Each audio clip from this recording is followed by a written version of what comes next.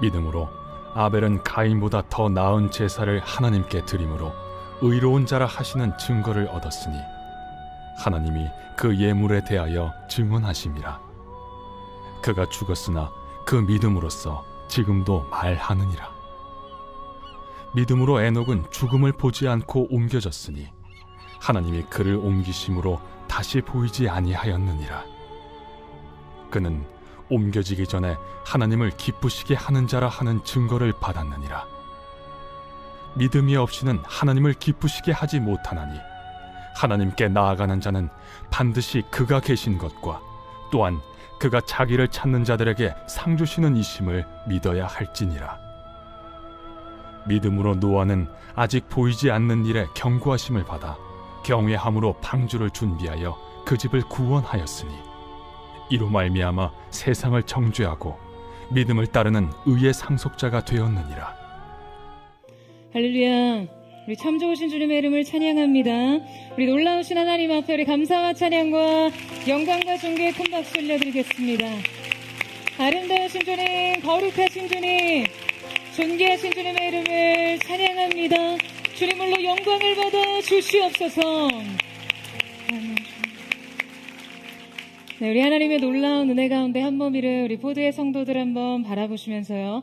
오늘 이 시간 영상으로 예배하는 우리 글로벌 포드 식구들을 향해서 특별히 우리 유럽 지역에 풀어져 있는 게 아니죠. 유럽 지역에 계신 우리 글로벌 포드 성도님들 2부 예배 항상 라이브로 드리시는데요. 우리 한번 서로에게 뜨거운 사랑과 축복과 격려의 박수를 보내겠습니다. 네, 하나님의 존귀하신 은혜가 여러분 모두에게 있게 되기를 주님의 이름으로 축복합니다. 할렐루야. 사랑하는 여러분, 성령 충만하십시오. 말씀 충만하십시오. 오늘 함께 드리는 이 예배를 통해 정말 우리의 믿음의 수준이 another level, 남다른 믿음으로 남다른 인생을 사는 거룩한 은혜가 있게 되기를 주님의 이름으로 축원합니다. 저 옆에 사람과 이렇게 한번 인사하셨으면 좋겠는데요. 초격차의 믿음으로 앞서가십시오. 이렇게 한번 인사하시겠어요? 초격차의 믿음으로 앞서가십시오. 그 은혜가 우리 모두에게 있게 되기를 주님의 이름으로 축복합니다. 여러분, 미국 뉴욕에 가면 허드슨 강이 있습니다. 이 허드슨 강 하류에 가면요, 솔트 라인이라는 곳이 있는데요. 이 바다에서 올라오는 소금물과 상류에서 내려오는 민물이 만나는 선을 바로 이 솔트 라인이라고 합니다. 자, 이곳에서는 민물과 해수의 싸움이 하루 종일 계속되는데요. 날이 가물어서 강물이 약해지면 이 바닷물이 역류해서 이 허드슨 강으로 올라오게 됩니다. 근데 이 민물은 밀려서 뉴욕 사람들이 마시는 이 수원지를 위협하게 되는데요. 그러나 비가 적당히 내려서 어느 정도 물이 계속해서 흐르게 되면 결국 이 민물이 바닷물을 밀어내어 수원지가 안전하게 보호가 됩니다. 이 허드슨 강의 솔트라인이 끊임없이 당기고 밀리는 가운데 뉴욕 사람들의 식수 공급에 희비가 엇갈리게 되는 것이죠. 여러분, 우리의 삶에도 이러한 영혼의 솔트라인이 존재합니다. 세속의 물결이 우리 영혼 안으로 마음과 생각에 들이닥쳐요. 믿음과 두려움의 경계, 사랑과 냉소의 경계, 포용과 배척의 경계, 소망과 절망의 경계가 날마다 엎치락 뒤치락 하죠. 마치 이 해수와 민물의 싸움처럼 내적으로 갈등하며 주도권 싸움이 계속됩니다. 이때 성령의 단비로 믿음과 소망이 비관과 두려움을 밀어내고 올라오면 여러분, 우리의 삶은 안전하게 보호가 됩니다. 그러나 성령의 공급이 중단되면 그냥 어김없이 인생에 들이닥치는 세상 가치와 불안과 우울, 낙심과 무력감이 우리의 내면을 지배하고 우리의 삶을 위협합니다. 사랑하는 여러분, 언제나 성령의 단비를 구하세요. 어떠한 상황에서도 이 싸움에서 지지 말고 밀리지 말고 믿음으로 압도하며 가십시오. 믿음의 주도권을 잃어버리지 말고 전진하세요. 오늘 본문 속에는 바로 이러한 믿음으로 자신의 삶을 압도한 영적 거장들이 등장합니다. 지난주에 이어 오늘도 우리는 믿음의 장이라고 불리는 히브리서 11장 말씀을 함께 살펴보려고 하는데요. 히브리서 11장은 크게 세 부분으로 구성됩니다.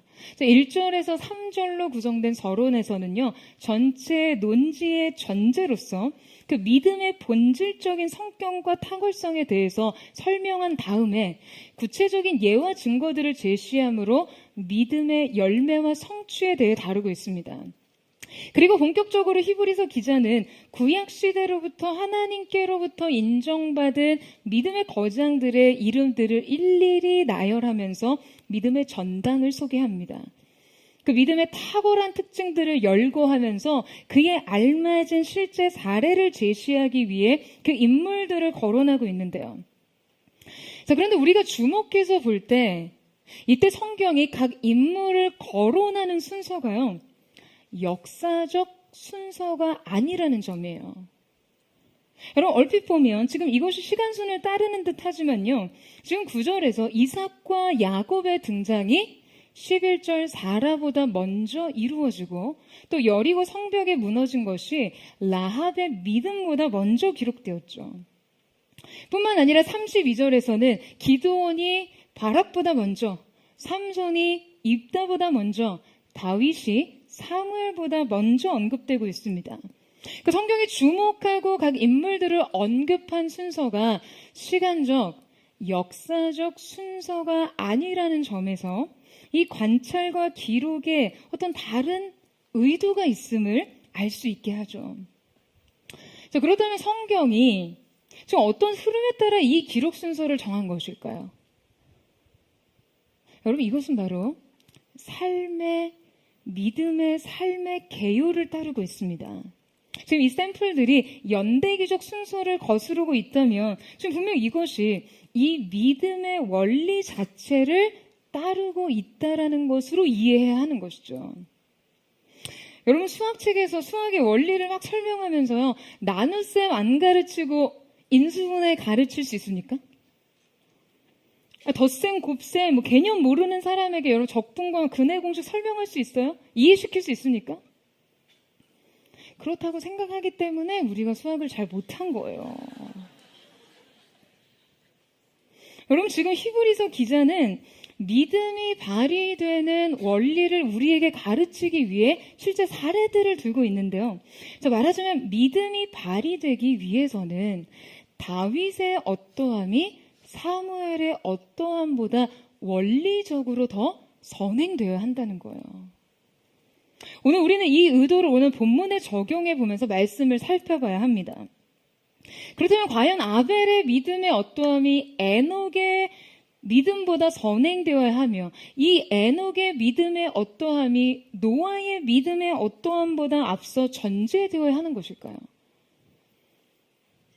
자, 함께 이 믿음의 원리를 따라 이 믿음의 거장들의 삶을 추적해 보기를 원하는데요. 첫 번째, 아벨의 삶을 통해 우리는 믿음이 어디에서부터 시작됐는지를 알 수 있습니다. 우리 함께 4절 말씀을 같이 한번 읽어보도록 하겠습니다. 시작. 믿음으로 아벨은 가인보다 더 나은 제사를 하나님께 드림으로 의로운 자라 하시는 증거를 얻었으니 하나님이 그 예물에 대하여 증언하심이라. 그가 죽었으나 그 믿음으로써 지금도 말하느니라. 자, 여러분, 히브리서 기자를 통해 제시된 믿음의 개요를 따라 우리 삶에서 믿음으로 시작해야 하는 단연 첫 번째가 뭐라고 하죠? 바로 예배입니다.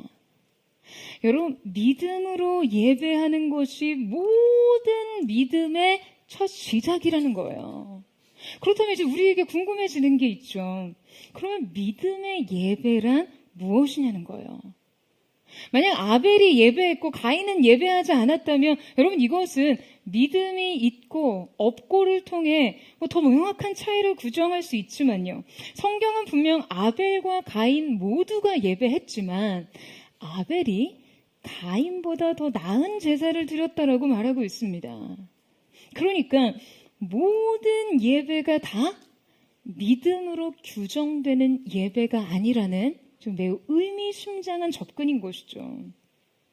여러분, 그렇다면 믿음의 원리에 근거해서 아벨은 대체 어떤 예배를 드렸기에 히브리서 기자는 전 인류 역사상 첫 번째로 등장하는 믿음의 영웅에 그를 등극시킨 것일까?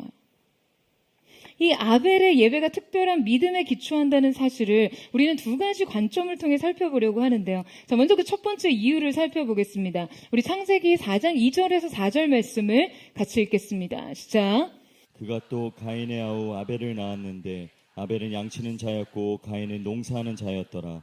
세월이 지난 후에 가인은 땅의 소산으로 제물을 삼아 여호와께 드렸고 아벨은 자기도 양의 첫 새끼와 그 기름으로 드렸더니 여호와께서 아벨과 그의 제물은 받으셨으나. 자, 여러분 창세기에 처음 등장하는 아벨에 대한 언급인데요. 아담과 하와 사이에서 쌍둥이일 것으로 추정되는 두 아들이 태어났습니다. 그들은 장남인 가인과 차남 아벨이었어요. 자, 그런데 이 둘을 소개하면서 이어지는 언급에 있어 우리는 매우 부자연스러운 흐름을 발견합니다. 아담과 하와의 아들은 첫째가 가인이었고 둘째가 아벨이었어요. 자, 그런데 여러분 그 다음에 무엇이 언급되죠? 그들의 직업이 언급됩니다. 여러분 우리가 누군가를 소개하면서 그의 직업에 대해 가장 먼저 소개를 한다고 하면 여러분 이건 무슨 의미인가요? 지금 이 직업이 그의 삶에 대해 많은 것을 설명하고 있기 때문이겠죠. 게다가 지금 여기에서 자연스러운 흐름이라면 가인의 직업이 먼저 언급되고 그 다음 아벨의 직업이 언급되어야 여러분 이 앞서 언급 순서에 적합할 텐데요. 지금 이때 이 순서의 역전이 일어나면서 아벨이 가인보다 더 먼저 양을 치는 자였다라는 것이 언급되죠. 그러니까 이 점에서 아벨이 양을 쳤다는 이 사실이 하나님께는 매우 매우 의미 있는 일이 아니었을까 추정해 볼 수 있습니다. 그렇다면 왜 대체 양을 치는 일이 여러분 그토록 하나님에게 의미 있는 일이었을까요? 여러분 아담의 직업이 뭐였죠? 아담의 직업은 당연히 농부였을 거예요. 그 밭을 기경하는 자가 되어야 한다라는 말씀의 언급이 있습니다. 그리고 가인 역시 농부였어요. 그렇다면 이 계보를 고려했을 때 여러분 사실상 이 가정에 더 의미 있는 직업, 즉 이 가업을 이어받은 자는 누구였어요? 가인이었죠. 그러니까 제가 생각하기에 이 아버지의 밭, 즉 아버지의 유산은 아마도 가인이 상속하지 않았을까 생각을 해봅니다. 가인은 아담이 가꾸던 밭을 이어받아 그 땅에서 나는 소산에 의존해 생계를 유지했을 거라고 추측해요. 그러니까 여러분, 뭐 널린 게 바깥 식물이었을 테니까요. 가인은 적어도 먹고 살 일에 대한 걱정은 없었겠죠. 그렇다면 대체 왜 아벨은 농사 대신 양을 치는 일을 선택했을까요? 지금 많은 분들이 뭐 지금의 식문화나 뭐 산업구조를 생각하면서 양을 치는 일이 생산성에 관련된 직업이라고 생각하실 수 있어요. 뭐 이를테면 짐승을 기르는 일이 그들로부터 고기를 얻을 수 있다고 생각한다거나 그들이 다른 가치 있는 일을 하는 곳에 뭐 활용될 가능성을 생각하는 거예요. 하지만 여러분, 성경에 의하면 명백하게 노아 이전의 인류에겐 동물의 식용이 허락되지 않았습니다. 창세기 9장에 가서야 비로소 하나님께서 동물이 식용으로 쓸 수 있다는 것을 허락하셨거든요. 그러니까 이 아벨이 살던 당시엔 인류는요, 오직 곡식과 채소, 과일 등 채식으로만 식생활을 유지했어요.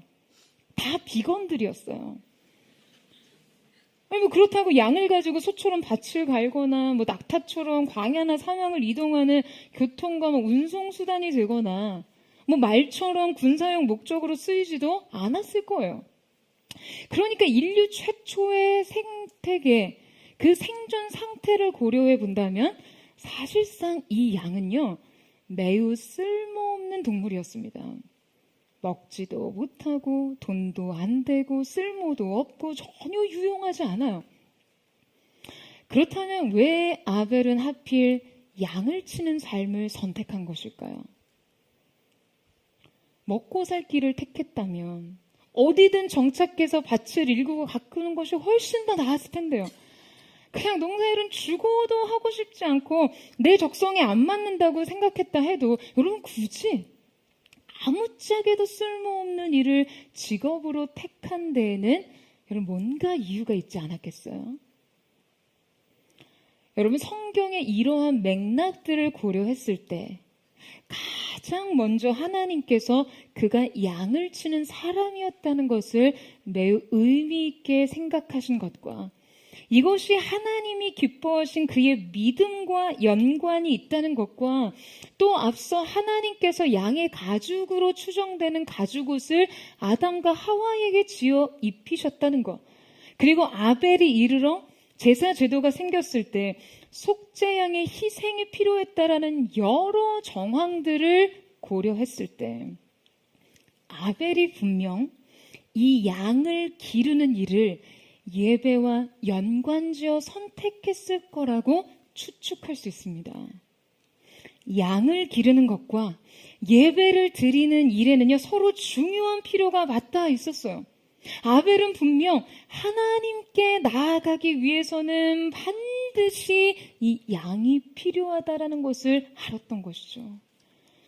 양의 존재는 하나님과 자신을 이어주는 유일한 매개체였어요. 그러니까 타락하고 범죄한 인간이 주님 앞에 설 수 있는 유일한 방법은 지금 이 속죄양에 달려 있었으니까요. 그래서 그는 자신의 육적인 필요, 그 육신적인 필요, 배부름, 조금 더 잘 먹고 잘 사는 일, 안락한 삶, 넉넉한 소유 따위를 계산하지 않았습니다. 예배의 필요에 따라 살아가는 일을 결정지었던 것이죠.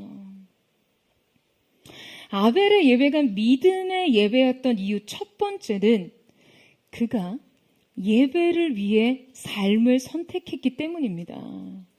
여러분 이것이요 바로 믿음으로 드려진 예배입니다.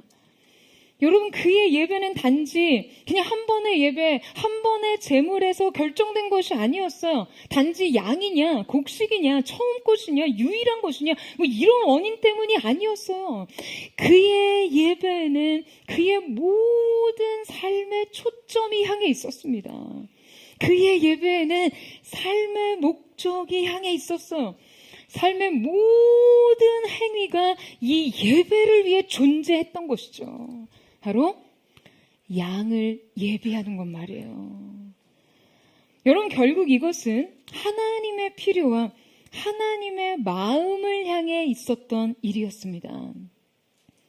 아벨의 예배가 믿음의 예배였던 이유 두 번째는 예배가 결코 수단이 되지 않았다는 것이에요.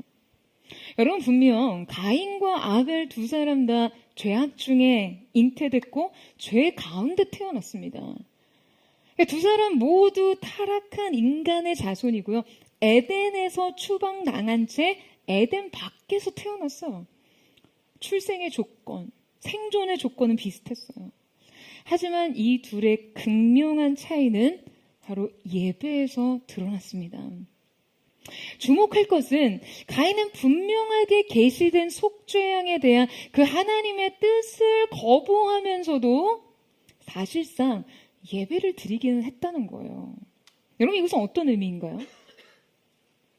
그가 하나님의 뜻과 하나님의 방식이 아닌 자신이 원하는 방식으로 하나님을 예배함으로써 예배 자체가 자신의 의가 되도록 했고 예배로서 자신의 반역을 은폐하고자 했습니다. 그에게 예배는요, 예배 자체가 자신의 의였고 자기 정당성이었어요. 여러분 제가 주중에 굉장히 흥미로운 영상을 하나 봤는데요. 영상 속에서 이 미국의 한 목사님이 바디빌더를 준비하는 세이코라는 한 청년을 옆에 두고서는 막 화를 내고 있는 거예요. 지금 이 세이코와 나는 같은 체육관에 다니고 있는데 같은 음악을 들으며 같은 기구로 운동을 하고 있는데 왜 내 몸은 이 모양이냐는 거예요.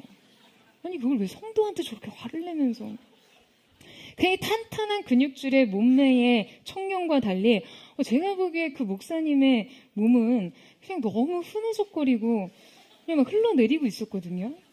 그래서 화가 난대요. 도대체 자기랑 세이코가 다른 이유가 뭐냐는 거예요. 우리 몸이 왜 다르냐는 거죠. 그런데 분명한 것은 결코 이것이 누구의 탓도 아닌 자신의 문제라는 거예요. 여러분, 그렇다면 뭐가 문제고 무엇이 이 둘의 차이점을 만드는 원인입니까? 여러분, 그 이유는요, 이 운동이 주는 영향이 서로에게 달랐던 거예요. 같은 헬스장에 다녔고, 같은 부위를 훈련했고, 같은 무게를 들었지만, 지금 자신에게는 자신의 무절제한 삶의 정당성이 바로 이 운동에 있었고요. 이 세이코에 관리되고 굉장히 절제된 삶의 책임성도 바로 이 운동에 있었던 것이죠. 자, 이게 무슨 말이냐 하면 이 목사님은요, 일주일에 한 번 굉장히 강도 높은 운동을 했다는 이유로 지금 자신의 식습관을 비롯한 모든 무절제한 생활 습관에 정당성을 부여한 거예요. 오늘 이 한 운동이 자신의 나머지 일주일을 그냥 정당화 시켜주기를 바란다는 거예요.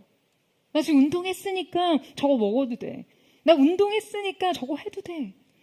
그러니까 여러분, 수많은 사람들이요, 한 번 운동을 했다는 이유로 운동은 무섭게 폭식을 하는 이유가 바로 이런 거죠.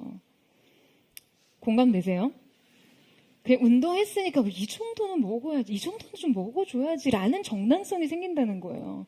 반면에 세이코는 강도 높은 운동을 했다는 이유로 삶의 다른 부분들까지도 모두 컨트롤한다는 거예요. 헬스장을 나갈 때도 헬스장을 집으로 가져간다는 거죠. 운동을 했기 때문에 이 음식을 먹으면 안 돼. 이렇게 훈련을 했기 때문에 이런 습관은 가지면 안 돼. 이 운동을 헛되게 하는 어떤 행동도 해서는 안 돼가 삶의 행동을 규제하고 지배하는 거예요. 세이코는 운동이 자기 삶을 변화시키게 만들었고, 목사님은 운동으로 자기의 삶을 정당화하는 데 사용했다는 거예요. 여러분, 이에 비추어 오늘 여러분에게 이 예배는 어떤 것입니까? 주일에 한번 뜨겁게 한번 예배 드렸으니까 이 정도는 해도 되고, 이렇게 살아도 되고, 그렇게 여러분의 삶을 정당화하는 것에 멈춰 있습니까? 아니면 이 예배를 여러분의 삶으로 가져가, 이 예배가 여러분의 삶을 다스리고 통제하고 지배하고 이끄는 능력이 되게 하고 계십니까? 여러분, 우리의 예배도요, 우리의 영적인 삶에 이와 같은 기준으로 적용될 수 있다는 것을 주의하셔야 돼요. 내가 주일에 한 번 나와서 이 정도 뜨겁게 예배했으니 됐지 뭐 이런 의식을 가지시면 안 됩니다. 결코 충만한 예배가 방만한 삶의 정당성을 줄 수 없습니다. 여러분, 오히려 한 번의 예배가 삶의 전 영역을 지배하고 다스리고 절제할 수 있어야 합니다. 여러분, 아멘이세요? 이렇게 예배했으니까 또 이렇게 준비해야지. 이렇게 예배했으니까 이렇게 살아야지. 다스려야지. 절제해야지. 참아야지. 삶의 정당성이 아니라 책임성이 되어야 한다는 것이죠. 여러분, 저는 저와 여러분, 오늘 드리는 이 예배가 여러분의 삶을 지배하고 여러분의 삶을 견인하는 능력이 되기를 주님의 이름으로 축원합니다. 여러분, 가인의 예배는요, 그에게 자기 정당성을 부여하는 예배에 불과했어요. 그래서 그는 하나님이 그에게 요구하신 기준과 방식에 아랑곳하지 않았습니다. 여러분, 하나님이 정하신 하나님의 방식대로 나아가지 않는 예배, 하나님에 의한, 하나님을 위한 예배가 아닌 그 밖의 모든 예배는요, 모두 자의적 예배입니다. 하지만 아벨은 자신의 기준과 뜻이 아닌 하나님의 기준과 하나님의 뜻에 의한 예배를 드렸어요. 단지 외적인 의무를 수행하는 것이 아니었어요. 그는 원천적으로 자신의 모든 행위에 앞서 이 어린 양이 있어야 한다라는 것을 인정한 것이었습니다. 여러분, 이것이 바로 아벨의 예배의 우월성이죠. 여러분, 하나님께서는 아벨의 예배를 받으셨고 후대의 믿음의 전당에 그의 이름을 제일 먼저 기록하십니다. 하나님의 뜻대로 예배한 예배자, 그의 구별된 예배, 그가 자기의 삶을 이 예배 앞에서 결정했던 것, 예배 외의 모든 삶도 예배에 의해 같이 선택했던 것을 하나님께서 기뻐하셨던 것이죠. 여러분, 이 한 번의 예배가 여러분에게 어떠한 의미입니까? 여러분, 한번 생각해 보세요. 여러분, 정말 이 예배를 위해서 여러분의 믿음을 드리고 있습니까? 이 한 번의 예배를 위해 삶의 내용을 선택하고 예배를 결코 수단화하지 않고 살아가고 계세요? 사랑하는 여러분, 예배가 시작입니다. 여러분, 아멘이세요?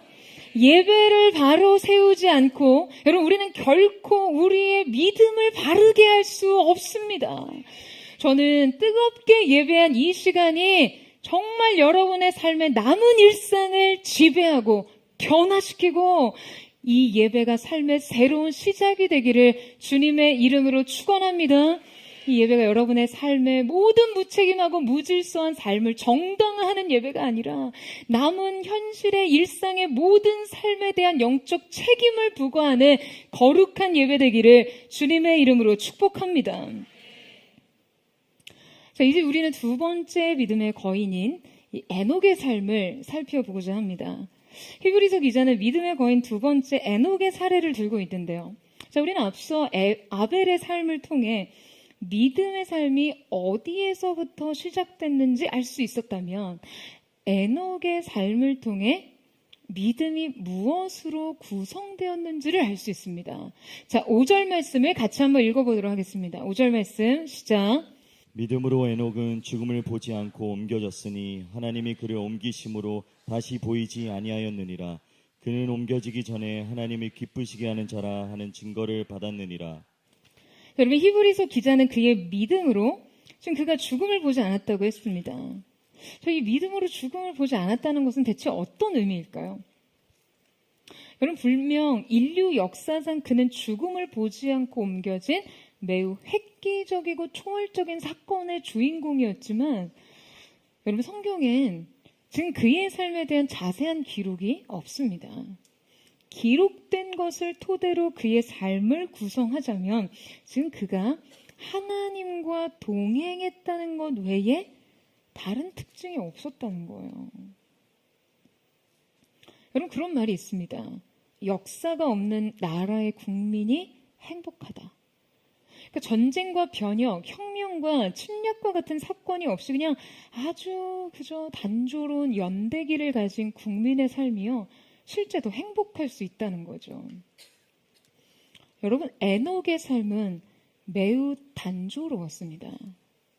하나님과 그가 동행하였다라는 이 한 줄 외에 그의 삶을 설명할 게 없었어요. 그런데 여러분, 바로 이것이 그의 삶의 놀라운 비밀입니다. 이 한 줄로 그의 삶이 모두 설명된다는 이 사실 말이에요. 여러분, 부연이 필요 없다는 것이 여러분, 이거 얼마나 멋진 일입니까? 한 줄로 설명될 수 있다는 것이 여러분 얼마나 강력한 거예요.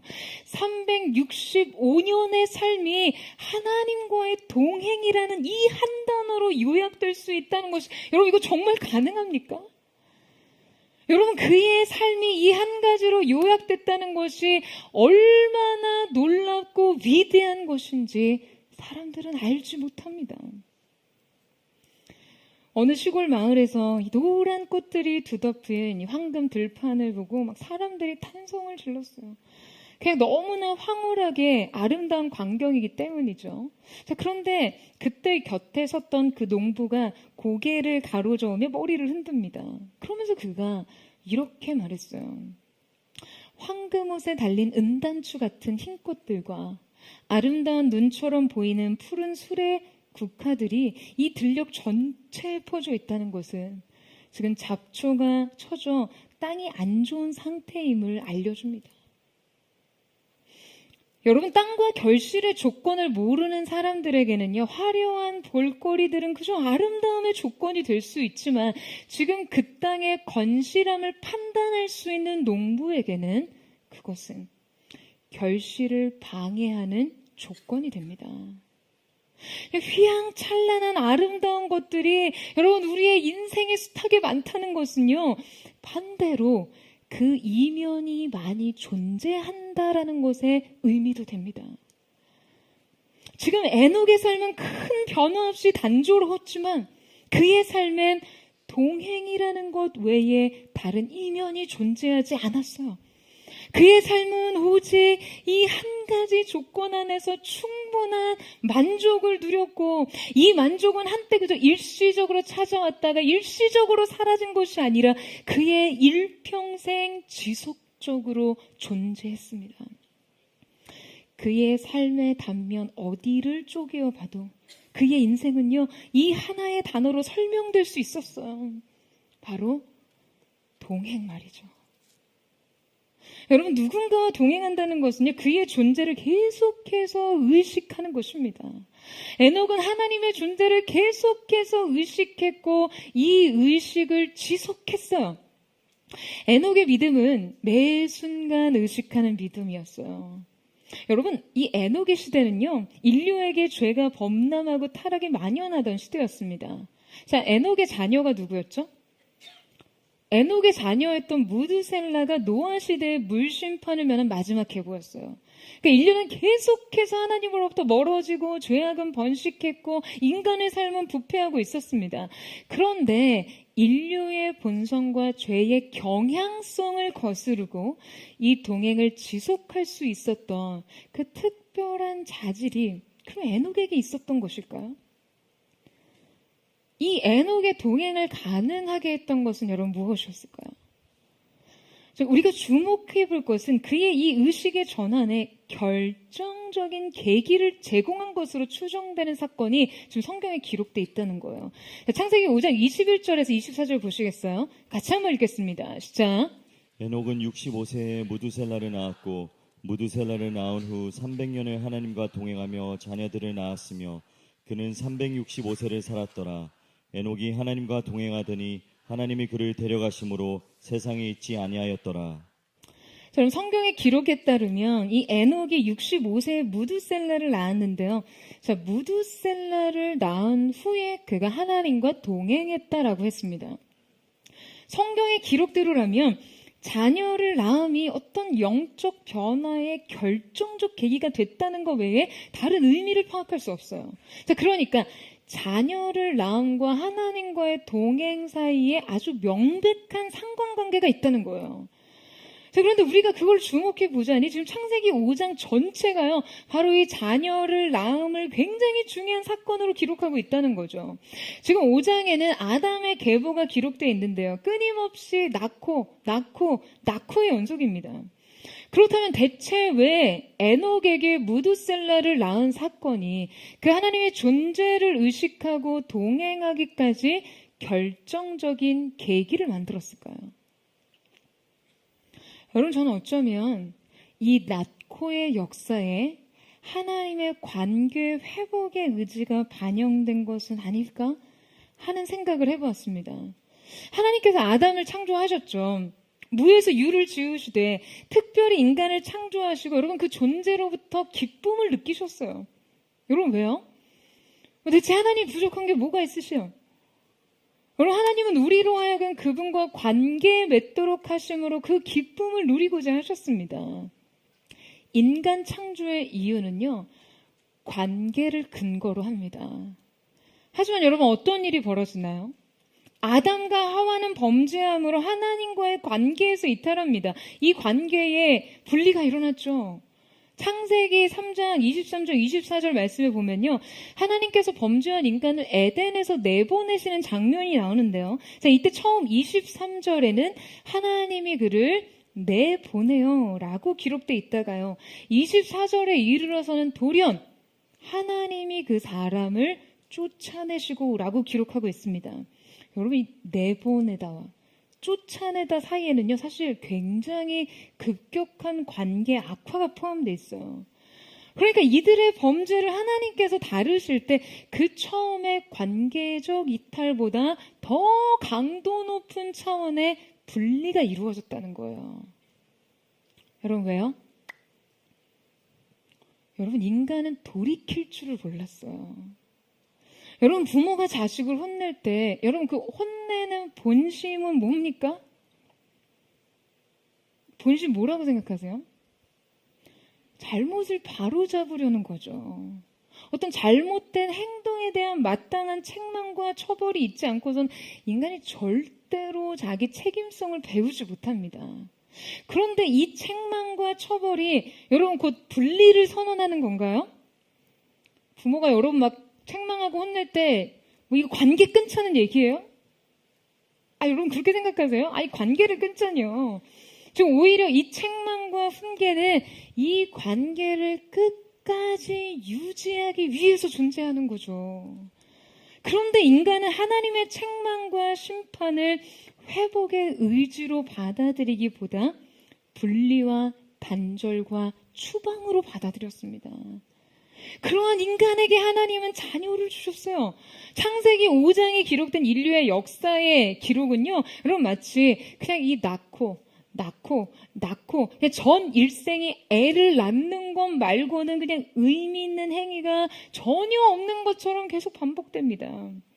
그러다가 왜 이 자녀를 낳음이 하나님께는 의미 있는 사건이 될 수밖에 없었을까요?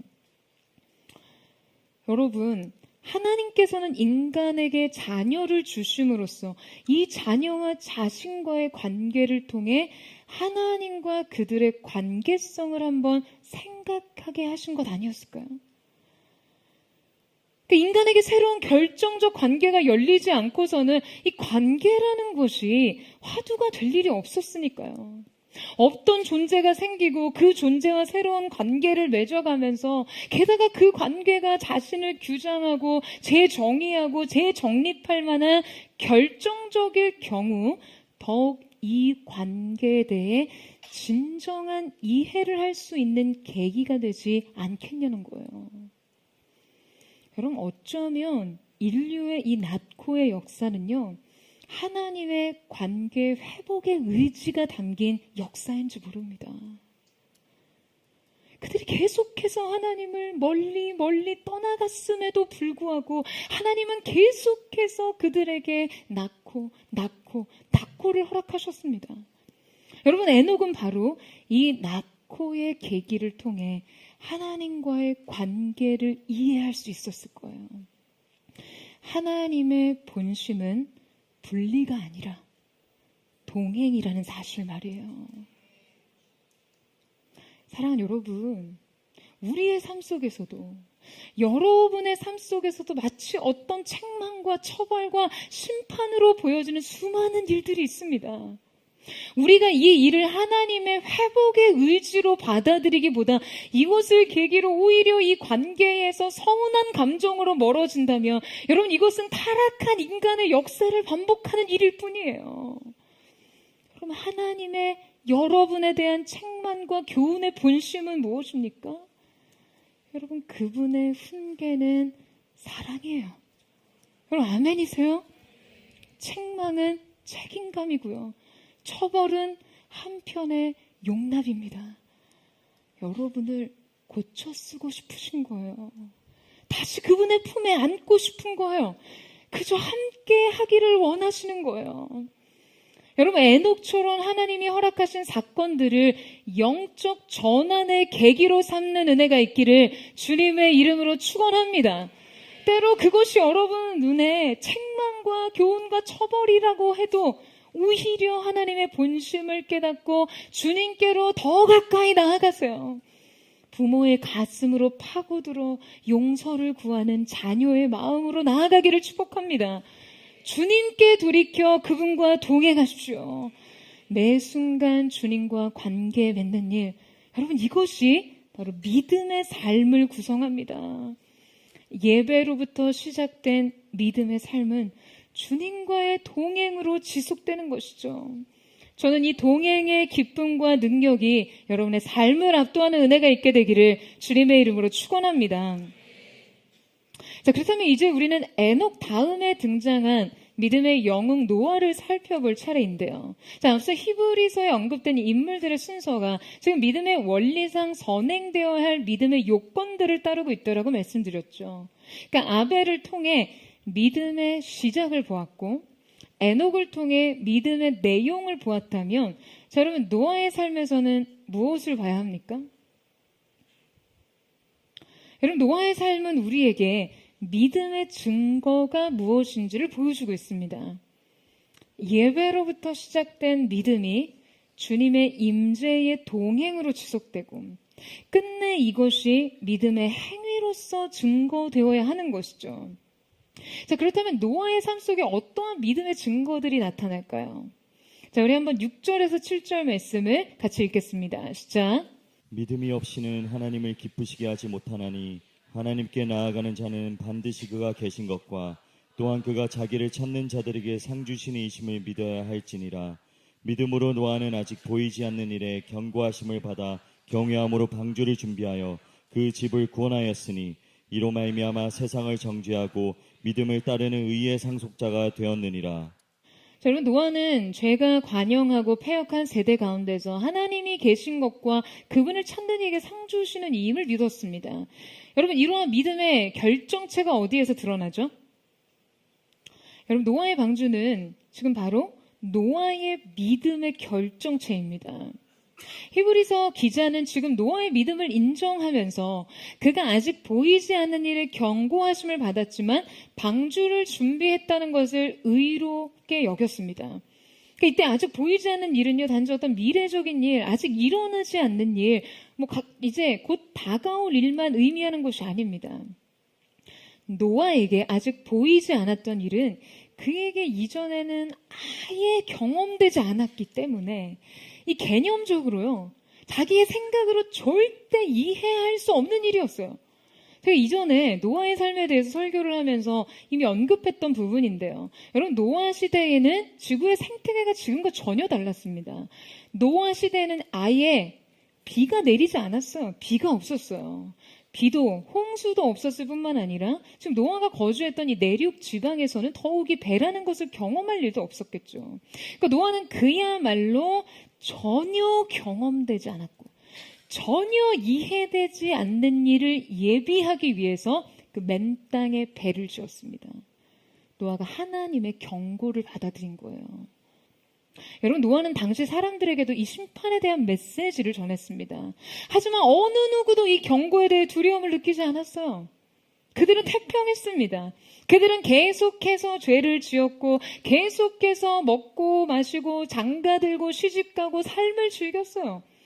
하지만 노아만큼은 달랐어요. 그는 하나님의 경고 앞에서 경외심을 느꼈습니다. 이 큰 두려움 속에 그는 이제껏 한 번도 경험해보지 않은 자신의 생각과 개념과 사고의 구조 안에서는 결코 이해할 수 없는 배를 짓습니다. 노도 없고 돛도 없고 키도 없고 닷도 없는 배를 말이죠. 여러분 하나님이 여러분의 삶에 영적 경고를 주실 때 여러분 어떻게 반응하시나요? 이 경고가 우리에게 매우 엄중하고 굉장히 심각하다 해도 당장 내가 오늘을 살아가는데 그 어떤 연관성도 찾을 수 없을 때 말이에요. 하나님께서 여러분에게 비전을 주실 때는 어떤가요? 한 번도 경험해 본 적 없고 상상조차 쉽지 않은 하나님의 계획에 연합해서 지금 나의 오늘 이 생생한 나의 현실을 희생해야 할 때 말이에요. 여러분 과연 여러분의 오늘을 120년 후의 심판을 위해 준비하기 위해 희생할 수 있습니까? 앞서 말씀드렸듯이 노아가 방주를 짓던 일은 노아 믿음의 결정체예요. 그가 전에도 없었고 아직 오지 않는 이 일에 대해 하나님께서 말씀하셨을 때 이것을 나의 오늘에 적용해 당장 망치부터 들 수 있는 것이 여러분 얼마나 큰 믿음의 행위냐는 거예요. 여러분 인생의 방주를 짓는 일에 대해 한번 생각해 보세요. 한번 생각해 보세요. 하나님이 요구하시는 거룩한 삶의 부담을 실제 지금 오늘 내 삶에서 끌어안을 수 있으시겠어요? 그냥 오직 한 가지 일에 대한 극진한 몰입, 당장 성취와 보상을 얻을 수 없는 일에 대한 지독한 성실, 사람들의 비웃음과 조롱 속에서도 흔들리지 않았던 믿음의 확신. 120년간 단조롭게 그는 오직 방주만 지었습니다. 한 가지 일을 120년 지속했다는 것이 여러분 그에게 얼마나 많은 시련과 연단이었겠어요. 매일 반복되던 이 순종이 당장 내 삶에 어떠한 결실 없이 손실만을 가져온다고 느낄 때 여러분 그럼에도 다시 망치를 드실 수 있으시겠습니까? 심리학자 앤더슨 에릭슨 박사의 이 아웃라이어 책에 나타난 연구에 의하면요, 베를린 음악 아카데미의 바이올리니스트들은 대상으로 그들을 조사한 결과 최고 수준의 연주자들은 바이올린을 처음 접한 이후로 20세에 이르기까지 그들의 총 연습 시간이 1만 시간을 넘었다는 공통점을 발견하게 됩니다. 그러니까 연주자의 실력에 따라 최고 실력자들은 대개 20살에 이미 10,000시간의 이상의 축처, 그 다음 적당한 실력과 수준의 연주자들은 한 8,000시간 정도, 그리고 그 이하 연주자가 아닌 이제 교사로 정착한 학생들의 연습 시간은 한 4,000시간 정도로 이 시간의 축척이 지금 그들의 실력에 따라 매우 일정하고 고른 분포를 보이고 있다는 거예요. 그러니까 결국에 이 연구를 통해서요, 신경과학자 데니얼 레버티는 빌 게이츠나 스티브 잡스, 비틀즈 이런 세계 최고 수준의 실력을 갖추려면 한 분야에 1만 시간의 축척이 필요하다라는 결론을 냅니다. 그러니까 이것이 바로 1만 시간의 법칙이죠. 여러분 보통 10,000시간의 축척이 있으려면요 10년 동안 꼬박 수면, 식사, 이동을 제외하고는 오로지 그 일만을 해야 한다고 해요. 여러분 노아는 120년 동안 방주만 지었습니다. 자, 그렇다면 여러분 이 시간의 축척이 어느 정도일지 여러분 예상이 되시죠? 예상되세요? 제가 앉아서 노아의 시간을 한번 상상하면서 계산을 해봤어요. 자, 만약에 노아가 출근을 해서 퇴근까지 여러분처럼 9 to 6로 하루 8시간 방주를 지었다라고 생각한다면 일주일에 56시간, 1년에 52주, 2,912시간, 여기에 120년을 곱하면 34만 9,440시간입니다. 여러분 놀랍죠? 놀랍지 않으세요? 네, 1부 예배 끝나고 국장님이 저에게 그런 말을 하더라고요. 우리 노아 형님은 일주일에 하루도 쉬지 않고 망치질을 했다라고요. 그래서 제가 반드시 국장님은 하루 쉬게 해주겠다 그렇게 얘기를 했는데요. 그럼 놀랍지 않습니까? 인류 역사상 한 분야에 이 정도 몰입해서 축척의 시간을 가진 전문가, 권위자가 또 있을까 싶어요. 그런데 여러분 정말 놀라운 것은요, 바로 그의 이 축척의 시간이 자신의 성공과 인생 보상을 위해서가 아닌 오직 하나님의 말씀에 순종하기 위해서였다는 것입니다. 저는 그게 너무나 감동적이에요. 여러분 바로 이 사실이 노아를 믿음의 거장이 되게 하는 것이죠. 그 시간이 결국 순종의 결정체예요. 하나님께서 이 노동의 총합을 믿음의 결정체로 평가하셨습니다. 여러분, 한 가지 일에 대한 집중과 몰입, 그 시간의 축척이 결국 여러분 인생을 결정합니다. 여러분의 삶의 현장은 어떠신가요? 여러분이 지금 매일 감당하고 있는 그 일이 고작 망치질 한 번, 톱질 한 번이어도 괜찮습니다. 여러분, 정말 중요한 것은 여러분이 하나님의 말씀과 뜻 가운데 서 있고 여러분이 그 일을 하나님을 향한 경외함을 가지고 했다면 이 모든 것이 가다는 것이에요. 여러분, 여러분이 한결같이 몰두하는 그 일이 방주 짓는 일이 되게 하십시오. 여러분, 아멘이세요? 매일 성실하게 망치질하십시오. 구석구석 세밀하게 역청을 칠하세요. 대충 하지 마시고요. 눈가림하듯 하지 마시고요. 여러분, 결정적인 때에 물이 차기 시작하면요, 대충한 일은 티가 납니다. 왜냐면 물이 스며들거든요.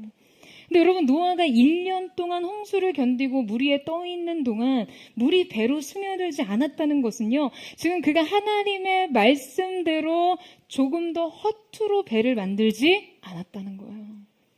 그의 120년간의 성실과 충실이 드러나는 것이죠. 사랑하는 여러분, 저는 여러분의 이 믿음의 아멘하는 입술뿐만 아니라 여러분의 믿음에 행동하는 손과 발이 있기를 주님의 이름으로 축원합니다. 믿음과 순종으로 축적된 인생의 시간을 쌓으세요. 그것이 여러분 세상 앞에서 미련해 보여도, 사람들 앞에서 조롱을 받아도, 이해를 받지 못해도 그날 하나님의 때에 그것이 구원의 방주로 쓰여지게 하는 하나님의 특별한 은혜의 뜻이 보여지게 될 줄로 믿습니다. 그 쌓인 시간의 믿음과 순종이 여러분의 인생과 이 시대를 구원할 구원의 방주가 될 것입니다. 그럼 오늘 우리는 아벨과 에녹과 노아의 삶을 통해 믿음의 원리들을 살펴봤어요. 예배로부터 시작해서 동행으로 지속된 믿음은 구체적이고 성실한 믿음의 행위로 증거됩니다. 하나님께서 우리에게 믿음을 가르치시면서 여러분, 이 원리에 충실하라고 하시는 거예요.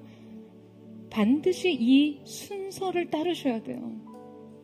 어린 양의 피에 의한 예배로 시작해 하나님과의 지속적 관계성이 삶의 구체적 행위로 증거되는 것이 믿음의 삶입니다. 진정한 예배 없는 임재의식은 불가능하고요. 매일의 생생한 동행이 없는 행위 그 자체는 무의미합니다.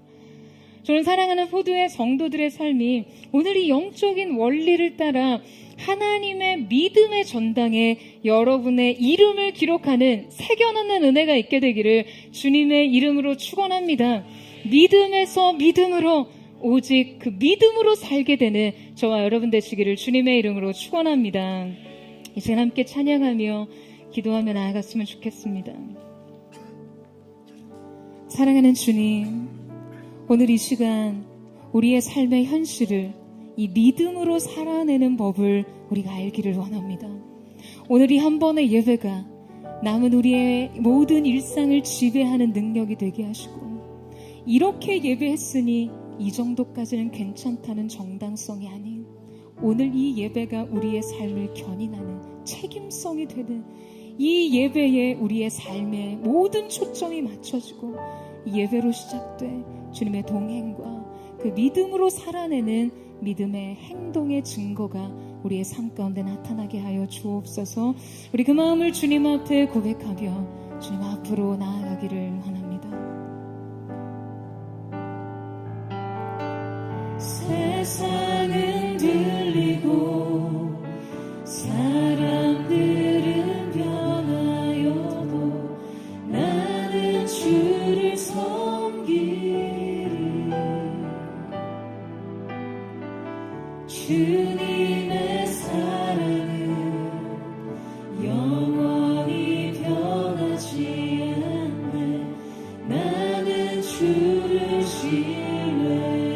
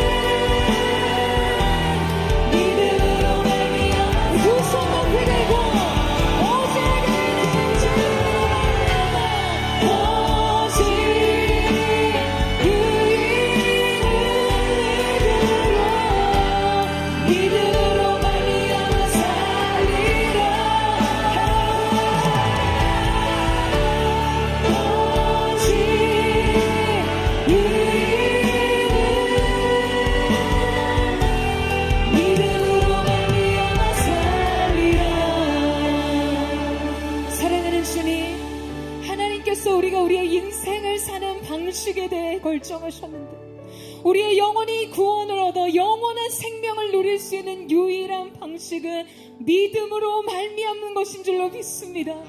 사랑하는 주님, 오늘 우리가 이 믿음으로 우리의 인생 현실을 살아나게 하여 주시옵소서. 뒤로 밀리지 않고 전진하며 세속의 물결과 인생에 닥친 모든 불안과 두려움과 공포를 믿음으로 이겨내는 거룩한 하나님의 사람들이 될 수 있도록 주님 역사하여 주시옵소서. 사랑하는 주님, 아벨이 자신의 인생을 다른 어떤 것이 아닌 양을 예비하는 인생으로 헌신했던 것처럼 자신의 삶 속에 더 많은 소유, 더 안정적인 삶을 누릴 수 있는 사랑과 세상의 인정을 받을 수 있는 다른 어떤 방식을 선택하기보다 예배로 자신의 삶을 결정했던 그의 믿음이 오늘 우리의 믿음이 될 수 있도록 역사하여 주시옵소서. 이 예배가 우리의 믿음의 시작이 될 수 있도록 주님 함께하여 주시옵소서. 오늘 이 한 번의 예배가 우리의 인생 흐트러진 무절제한 우리의 삶을 정당화하는 것이 아닌 주님 책임성을 부여하며 이 예배로 우리의 삶을 지배하고 다스리는 내 역사가 있게 하여 주시옵소서.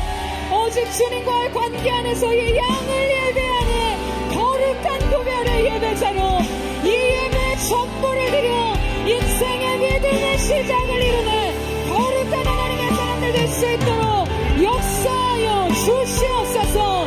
우리 전심으로 주의 한번 부르짖고 우리 예수의 동성으로 기도합니다.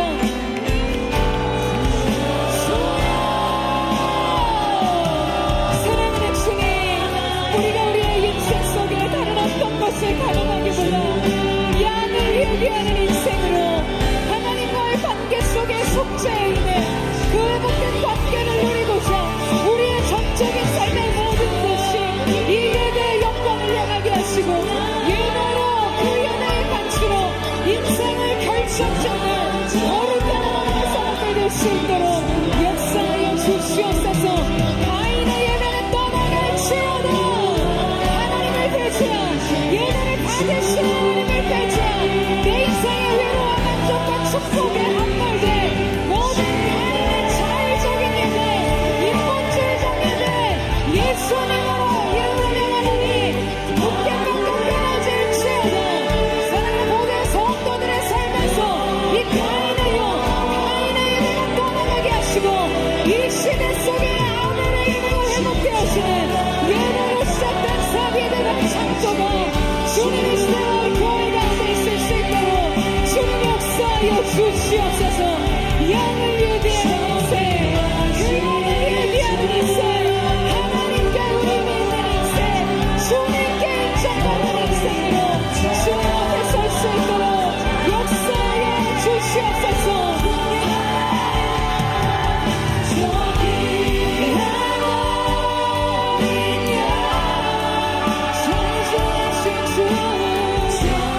우리의 재단 가운데 주님 세상 어떤 것이 아닌 주님 무너진 우리의 삶을 일으키게 하여 주옵소서. 수없이 정당하되 자기 합리화의 마음 예수님의 이름으로 대적하니 떠나시오고 하나님 아들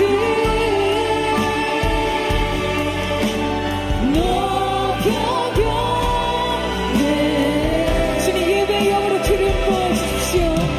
오늘의 예배로 삶을 결정하는 은혜가 우리 가운데 부어지게 하여 주시옵소서. 존귀하신 주 어린 양 찬양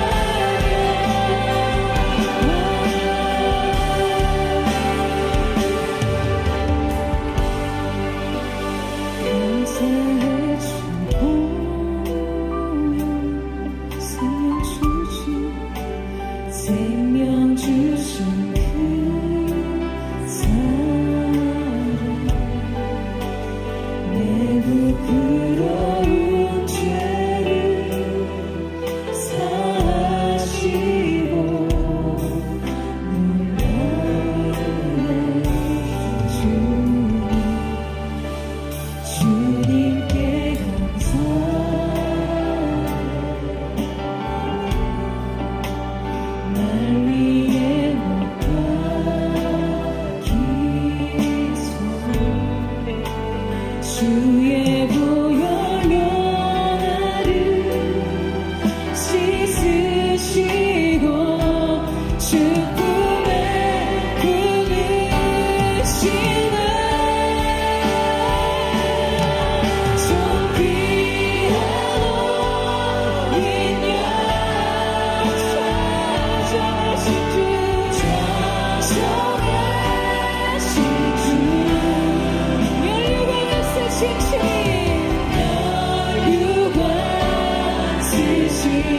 주님 날 다스리시네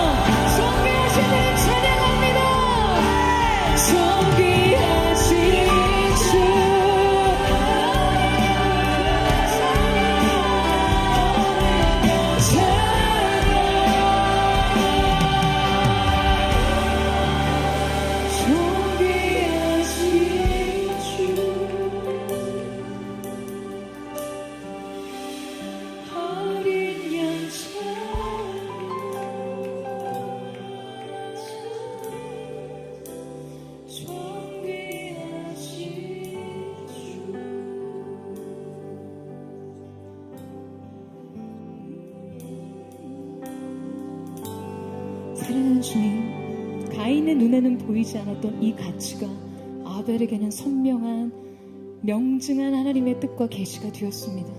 바로 우리의 인생에 어린 양의 보혈이 필요하다는 것, 그 예배의 관계의 시작이 인생의 모든 가치를 결정한다라는 그것, 가인의 눈에는 보이지 않았던, 가인에게는 선택되지 않았던 이 영적 가치를 아벨은 계승했습니다.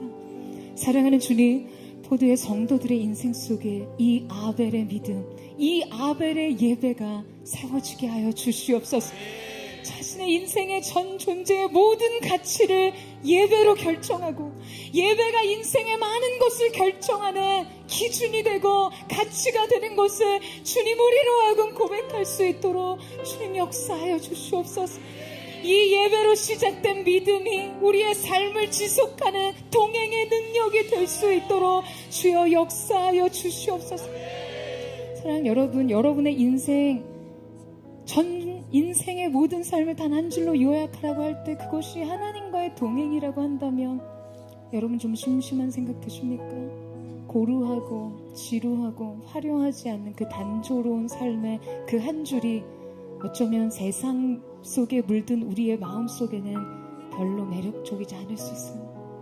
그러나 여러분, 화려한 삶의 많은 조건 이면에 존재하는 것은 영적인 척박함일 수 있습니다.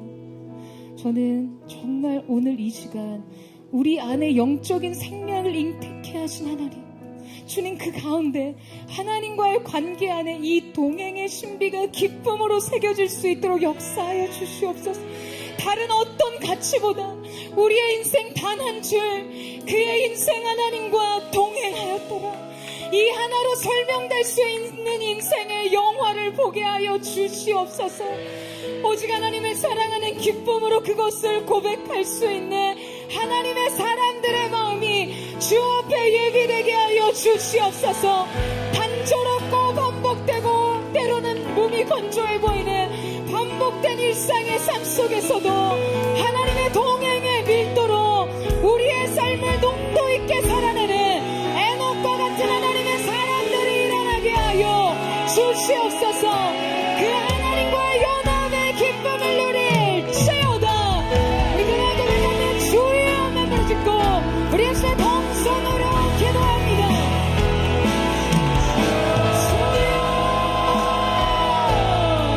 사랑하는 주님, 주님의 사랑의 기쁨, 그 사랑의 동행의 기쁨이 우리 가운데 있으므로 우리의 삶을 반복하는 단조로운 삶을 살려주시고 이 모든 것이 기쁨이 되게 하여 주시고 주님의 동행으로 인해 우리의 삶의 다른 모든 것이 새로워질 수 있도록 역사하여 주시옵소서.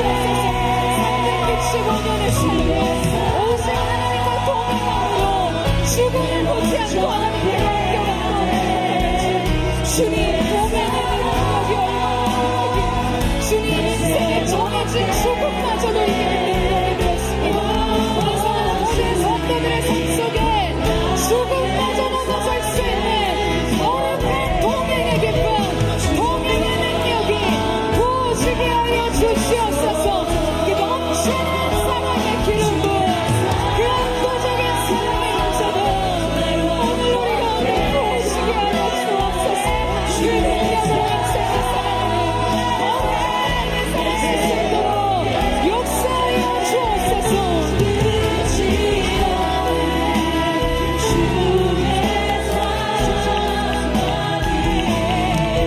내 영혼 자유케 하시는 주의 사랑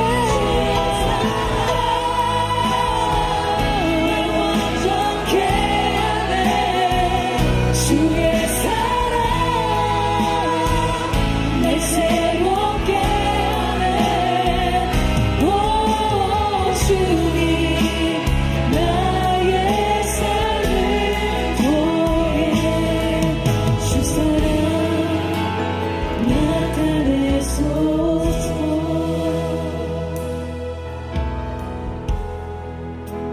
주의 장막에서 한 날이 궁정에서 첫날보다 좋사오니 나의 영혼 주님을 기뻐해.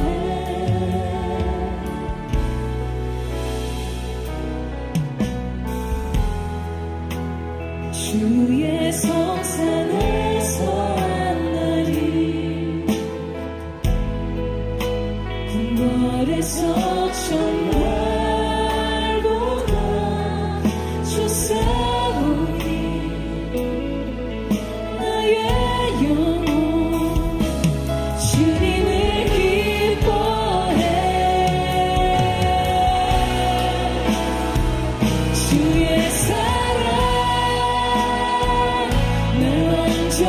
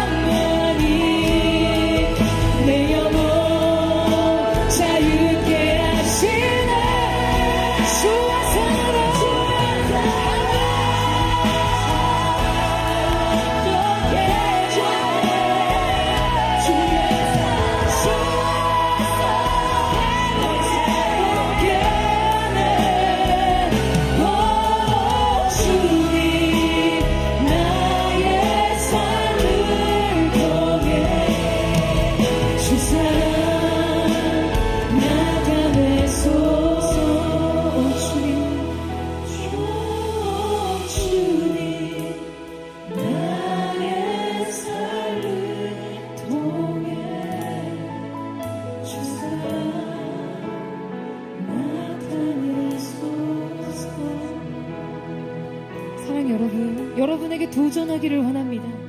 이제 여러분의 믿음에 아멘하는 믿음의 입술뿐만 아니라 행동하는 믿음의 손과 발이 있게 되기를 예수님의 이름으로 축복합니다. 세상이 먹고 놀고 누리며 시집가고 장가가는 그때 하나님의 사람 노아는 하나님의 경고를 경외함으로 들었습니다. 죄악이 만영한 이 땅 가운데 이 시대 노아로서 사랑하는 주님, 우리의 지식과 이해와 관념으로는 상상할 수 없는 그 일을 주님께서 우리 가운데 말씀하신다 할지라도 주님이 우리 가운데 부르심의 사명과 비전을 펼쳐 보이실 때 이것이 나의 현실과 일상과 나의 삶과는 전혀 맞지 않는 것이 되어 보인다 할지라도 여러분, 오늘 여러분이 믿음으로 그 미련해 보이는 망치질 하나를 할 수 있는 하나님의 사람이 되기를 주님의 이름으로 축원합니다. 여러분의 믿음, 여러분의 순종이 하나님의 시간표 안에 하나님 앞에 축적된 시간으로 하나님의 인정과 칭찬과 평가를 얻는 믿음의 사람 될 줄로 믿습니다. 세상 앞에 미련해 보인다 할지라도 조롱과 비난 속에 있다 할지라도 오늘 여러분이 미련하게 두드리는 이 망치질 하나가 이 시대 구원의 방주를 예비하는 거룩한 순종의 깃들이 될 줄로 믿습니다. 주님 믿음으로 나아가게 하여 주시옵소서. 밀리지 않고 우리의 영혼의 솔트라인에 주님 지켜내게 하여 주시옵소서. 말씀을 부으소서. 성령을 부으소서. 주님의 은혜를 부으소서. 주여 마음을 듣고 기도합니다. 주여 사랑하는 주님, 믿음으로 하나님을 원합니다. 오늘 우리의 보이는 망치죠, 미련한 보이는 꼭지라 우리의 인생 속에 쌓이는 순종과 쌓이는 믿음이 되게 하셔서 이 모든 축적의 시간을 통과해 하나님이 정하신 그날 그때 이 시대 우리가 믿음의 구원의 방주로 쓰임받게 하여 주시옵소서. 그 눈으로 인정하지 않을 수 없는 거룩한 믿음의 뜻을 펼치는 신인류의 새 시작이 될 수 있도록 역사하여 주시옵소서. 뒤로 물러난 측면에 물러난 자들이 되지 않게 하시고 거룩한 세대한 사람으로 오늘 이 시간 하나님의 사랑으로 일어나 완전하게 내 삶의 믿음과 순종을 충족하게 하여 주시옵소서.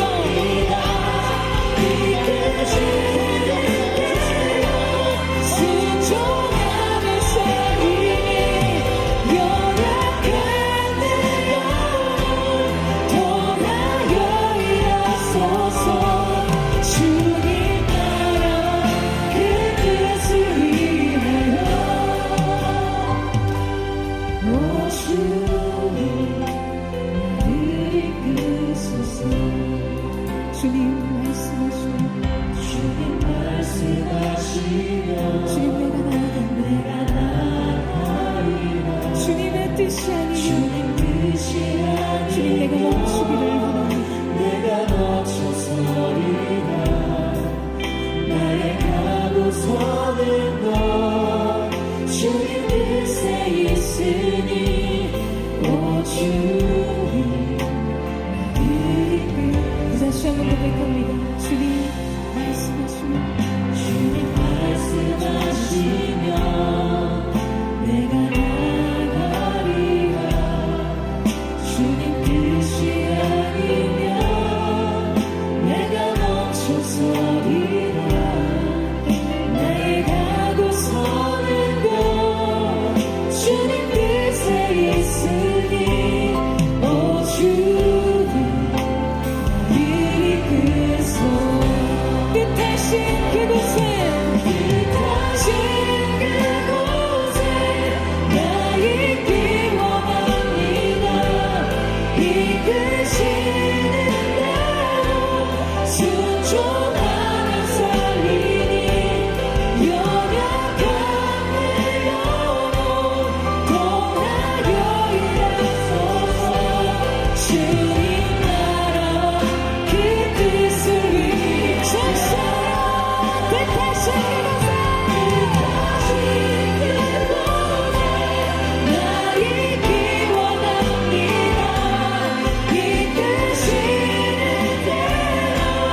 순종하며 살리니 영원한 주님을 통해 주님이라고 주옵소서.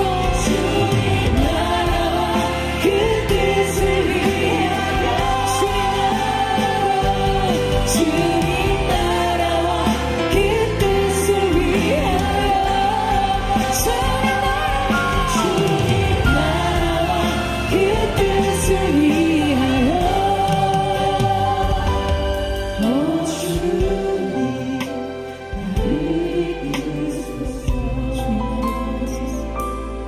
오 주님 나를 이끄소서 오 주님 나를 이끄소서 사랑하는 주님, 그 누구의 인정을 받지 않고 때로 세상이 미련하다 말하고 조롱을 받을지라도 주님이 말씀하셨다면 그 순종하는 일에 내 인생의 시간을 축적할 수 있는 믿음, 그 순종, 주님, 이것이 포도의 성도들의 것이 되게 하여 주십시오. 이 시대 포도처치가 주님 보시기에 이 120년의 순종을 하루아치 드릴 수 있는 믿음의 교회 되게 하여 주십시오. 주님, 이해할 수 없는 것이라 할지라도 믿음으로 오늘의 그 망치를 한 번을 주님 앞에 드릴 수 있는 이 현실로 살아가는 믿음의 능력이 우리의 것이 되게 하여 주시옵소서. 믿음으로 전진하고 또 전진할지어다. 영혼의 솔트라인을 확보할지어다. 세속의 물결을 믿음으로 들고 모든 두려움을 믿음의 능력으로 차단하고 계속해서 순종으로 걸어가는 거룩한 하나님의 사람들 되게 하여 주시옵소서. 오직 의인은 믿음으로 말미암아 살리라. 살게 되는 일이 있을 줄로 믿습니다. 그렇게 일하실 주님을 찬양하며 주께 감사드리며 예수님의 이름으로 기도드립니다. 아멘. 할렐루야. 우리 높으신 주님, 거룩하신 주님, 영광스러운 주님 앞에 우리 감사의 박수 올려드리며 나아갑니다. 새로운 기쁨의 능력이 있을지어다. 구원의 기쁨과 구원의 즐거움을 누릴지어다. 할렐루야. 오늘 이 예배가 여러분 인생의 새로운 시작되기를 주님의 이름으로 축복합니다. 믿음의 새로운 시작되기를 예수님의 이름으로 축복합니다.